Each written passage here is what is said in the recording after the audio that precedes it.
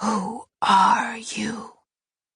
The question soared across the scorched sky, spoken by a chorus of voices that seeped through the cracks in the rocks that glowed like coals, that oozed from the pulsing hot brightness of the magma inching down, down, down to swallow all life in its path.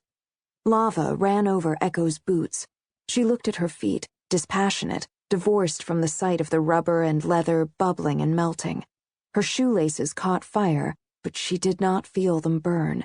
Soot coated her skin, clung to her hair, her eyelashes, her clothes. The blue had been burned out of the sky by the eruption, and darkness descended, called forth by a veil of ash.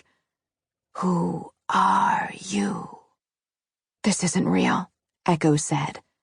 And that isn't an answer. This was a dream, and in this dream she was burning. Her skin blistered in the heat. Magma rushed around her ankles. It didn't scare her, though it had the first time she'd had this dream, and the second, and the third. But by now, she'd lived through this scenario so many times it was beginning to feel routine. All she had to do was endure it. Soon enough, she would wake up. She could do that. If there was anything at which Echo excelled, it was surviving. She ignored the question. She'd yet to answer it in any of her dreams, and looked toward the gaping maw of the volcano. She stood at its base, watching it belch fire and smoke and ash into the heavens. Screams rose from the village below. That was the worst part. She could ignore her burning body, but she could never tune out the screams. Every night, without fail, from the first night, the night she had opened a door into the world and let the firebird enter. She could feel it now, its wings fluttering inside her as if testing the limits of its mortal cage. Every night, the same question was posed to her, asked by a speaker with 1,000 voices ringing as one. Who are you? I am Echo, she thought. She didn't speak the words aloud. She knew the answer wasn't correct, or perhaps the answer was simply not complete. Lava crawled up her legs, past her knees, her thighs, her waist, consuming her inch by inch.